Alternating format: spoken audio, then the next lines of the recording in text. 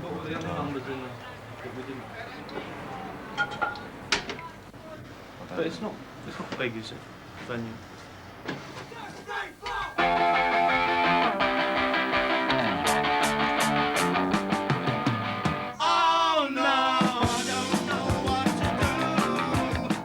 This week, the London Weekend Show looks at the convoluted process of getting started in the rock business and how making any money may take you a lot longer than you think.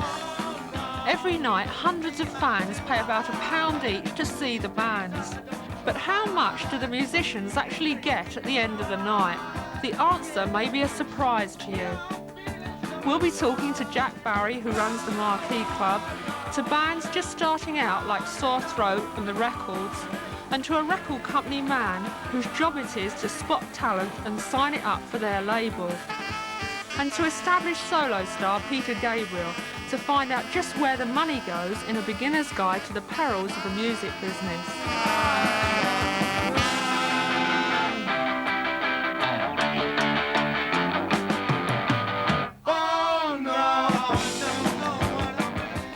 Every band wants a record contract.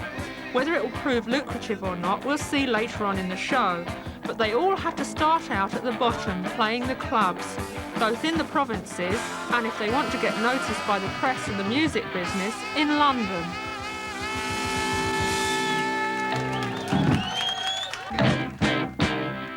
The North London band Sore Throat played together for 3 years before going fully professional last Christmas. We filmed them at Crackers Discotheque in Wardour Street.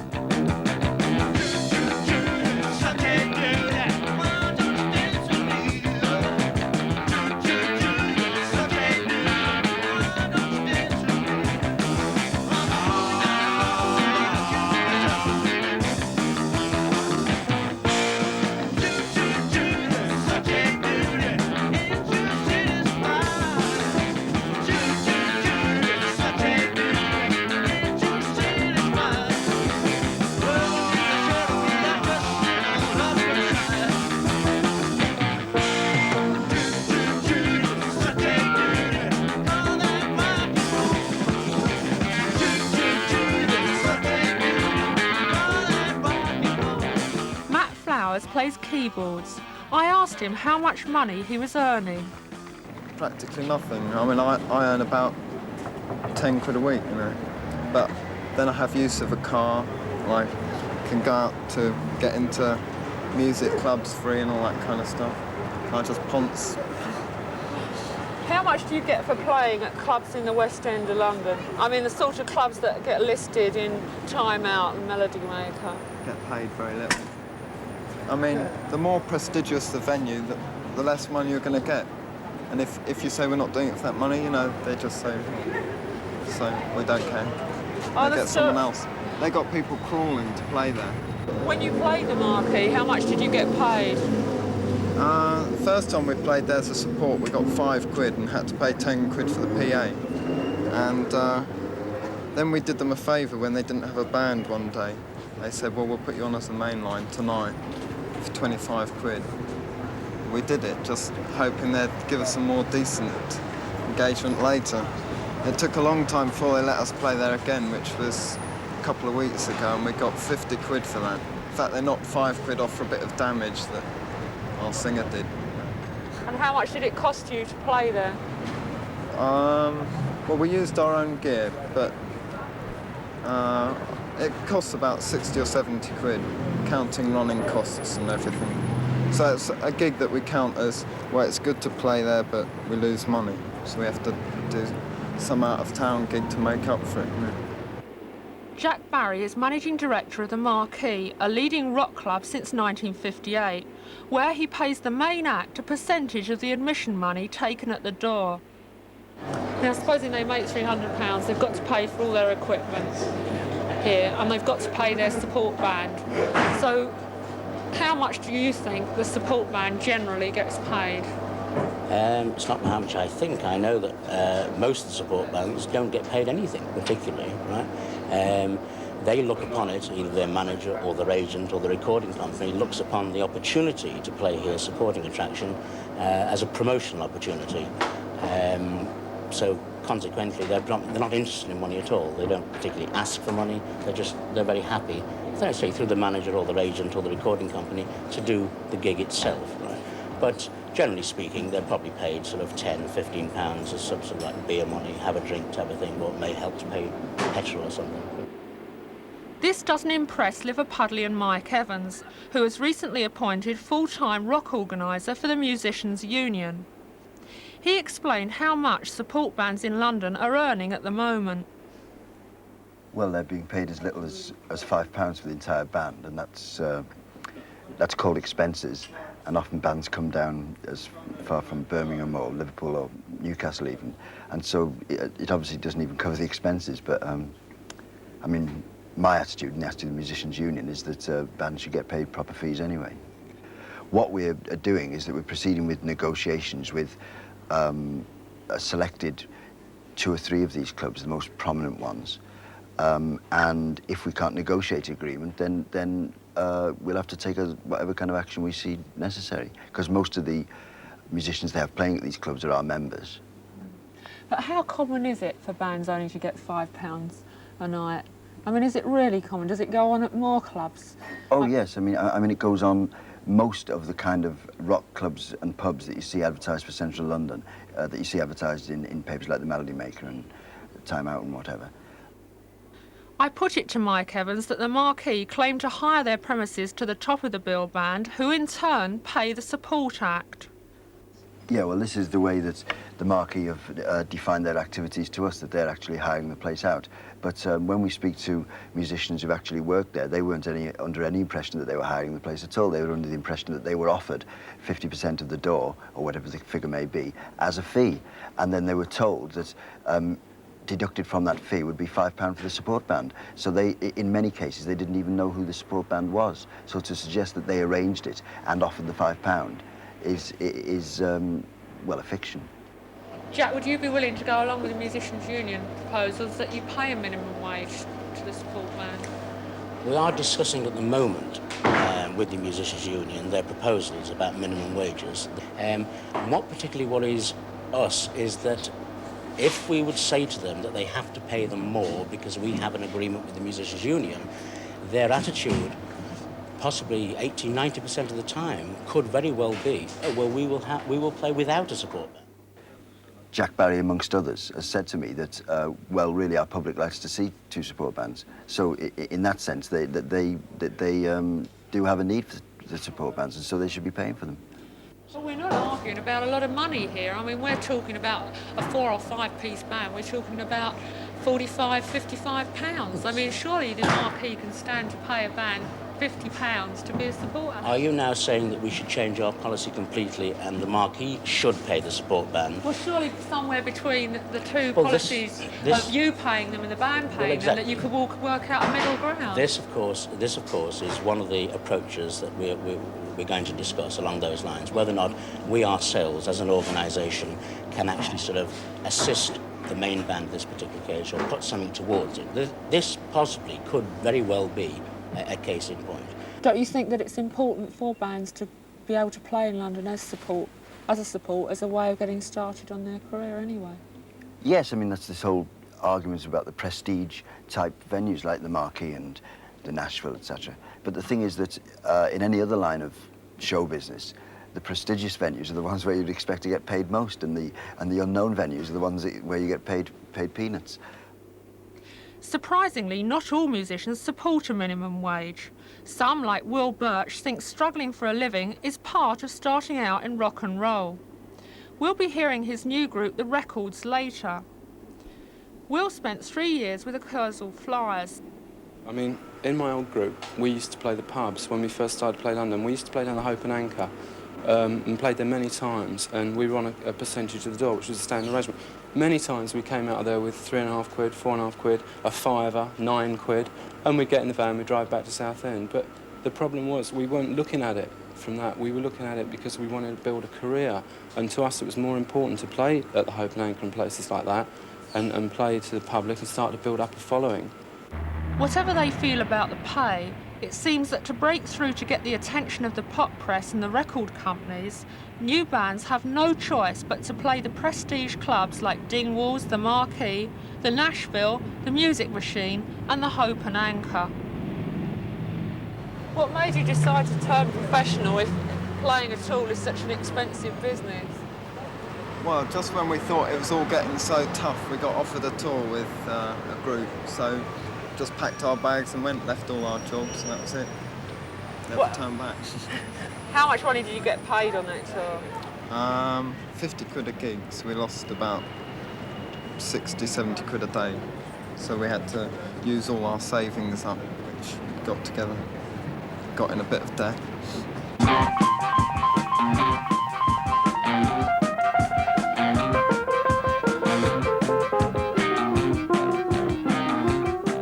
What Sore Throat and every other up-and-coming band are aiming for is the prize of a record company contract and a fat advance. But even then, their troubles may only just be beginning, as we'll find out in part 2.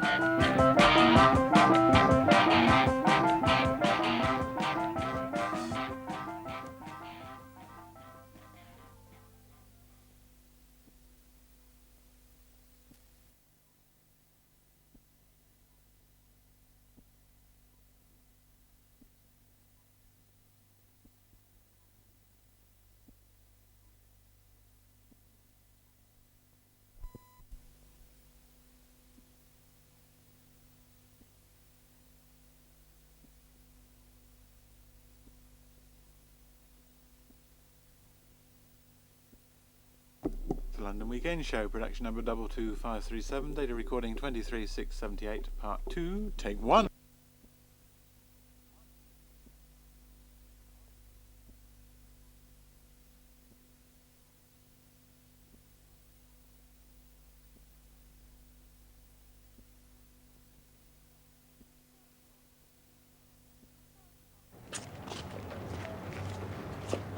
In the first part, we looked at the clubs, but what about that elusive record deal? Mark Rye finds groups for EMI Records. He's an A&R man. He listens to tapes and he goes to clubs like Dingwalls to check out new acts. Tell me how a recording contract works. I mean, once you've decided that they are worth bothering about, Yeah. and you decide to sign a band up, Yeah. how does that process work?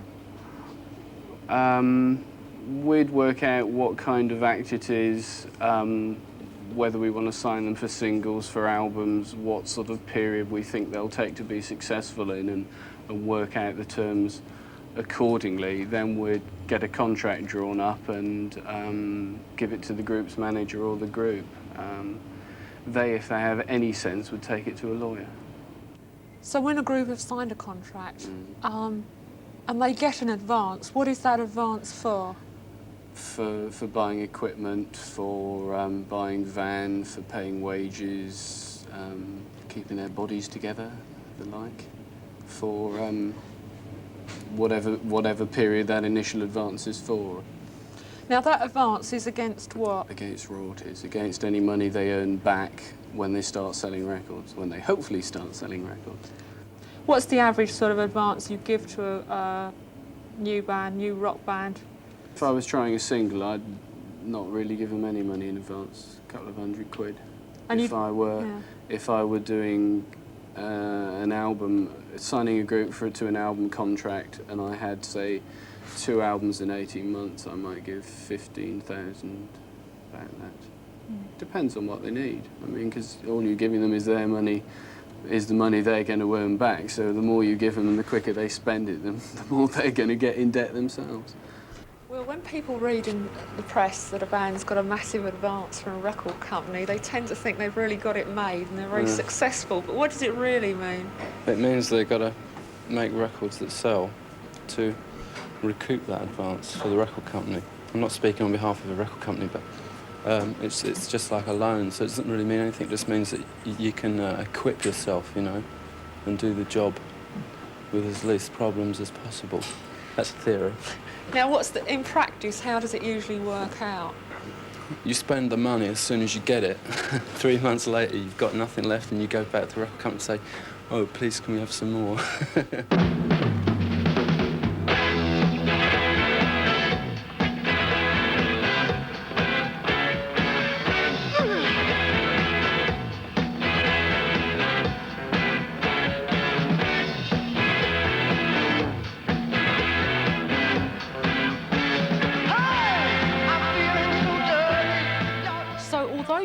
records may be selling well, you're still living on borrowed money before the royalties come in.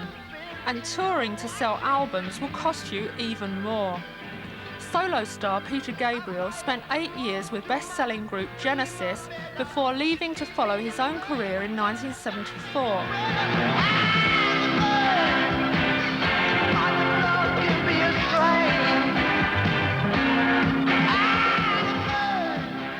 Like many groups, at first Genesis paid themselves a weekly wage of £10. How long were you on £10 a week for? That was about a year and a half, I think. Then it was 15, then 25, then 50, then 100. But this is at a time when most people thought of Genesis as the top-earning British group. Well, I don't know. Genesis was getting towards that point about the time I left, I suppose. And then we were taking out 100 a week each. And there'd been a period, particularly 72, 73, when we built up a lot of debts. And they hadn't been fully paid off when I left, in fact. Because it always takes a lot longer, say in record royalties also, for money to come through than you would imagine. No, we were always in debt. And the bigger the band, the bigger the debt. But there is a certain point which probably a lot less artists cross over than would be imagined. When you're dealing in sort of huge figures, and when the enormous figures that you're grossing suddenly are in excess of the enormous figures that are your expenses, and so the actual amount of money left over is quite considerable. That hadn't happened by the time I left. What about the period before a band has achieved a record contract? It's often a time when you're trying very hard to get gigs, when money is very hard to come by. And people are very tempted to sign the first bit of paper that's waved at them. They think, at last we can get our music onto plastic, and it's the big time. But unfortunately, what often happens is they sign contracts which get them on a very low royalty rate for a long period. I think royalty rate should be a minimum of 10%, and I think contracts should be a maximum of 3 years. Yeah, I mean, I've never yet in my life signed a contract that I haven't regretted very soon after. Will Birch spent 3 years with the Kersal Flyers, who had a hit single but still broke up last year, thousands of pounds in debt to their record company, CBS. Blind date, school gates, you wait, he's late.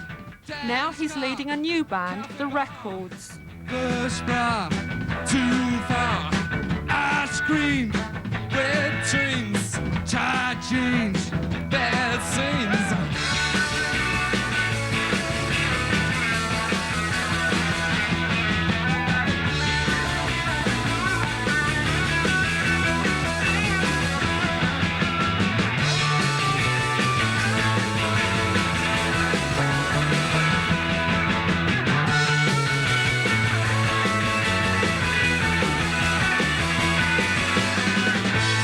Coca-Cola is all you ever drink.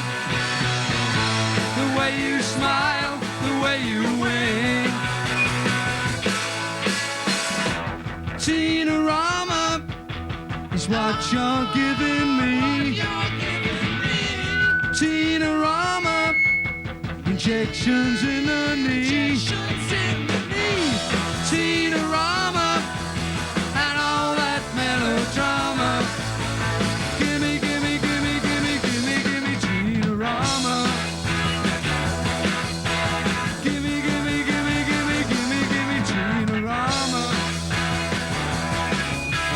Gimme, gimme, gimme, gimme, gimme, gimme, gimme, gimme, gimme, gimme, gimme, gimme, gimme, gimme Tina-Rama.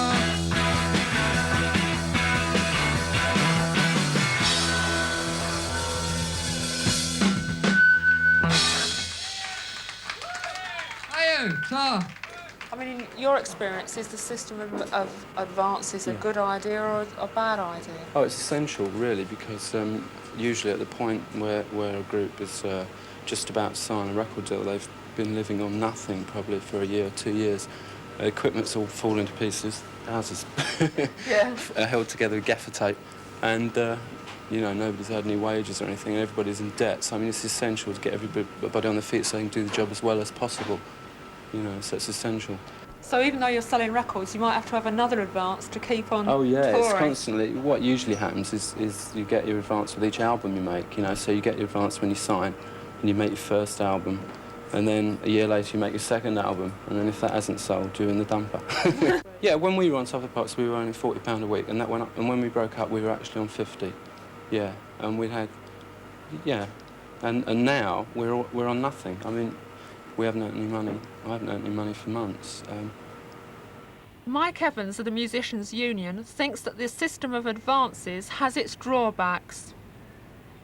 What needs to be borne in mind is the fact that most of that, say it's over 2 albums, will be swallowed up in the actual recording costs anyway, because it's an advance which includes paying the recording costs, which means that the traditional role of the record company in paying for the making of records has now been pushed over onto the musicians. Most of that 60 grand would be eaten up in recording costs anyway, and the remainder would probably be soon eaten away in wages, keeping the band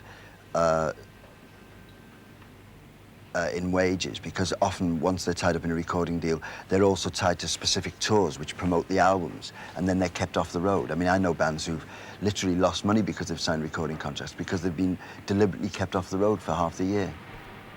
What many people do not realise is that record royalties can vary from as little as 0.5% to over 20% of the record's price for superstars like Paul McCartney.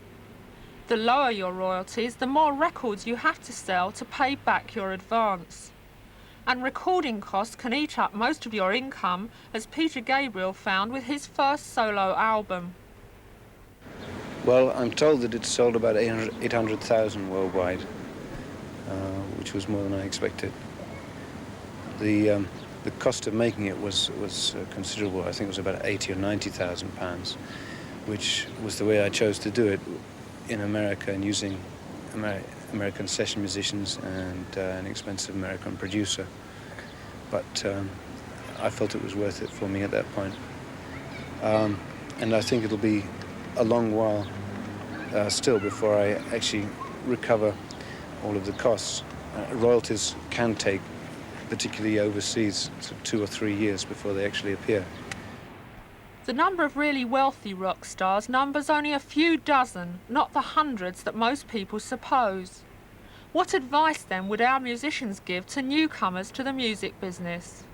If you go in for a more realistic advance, very often the record companies say, well, to carry on for the next phase, we only have to put in so much. So, I mean, if you're determined that you're going to stay together for 5 years and you want to build up slowly and sensibly and do everything at your pace, it's probably better to, you know, go for a smaller sort of deal. If you're a first-time group, I would say.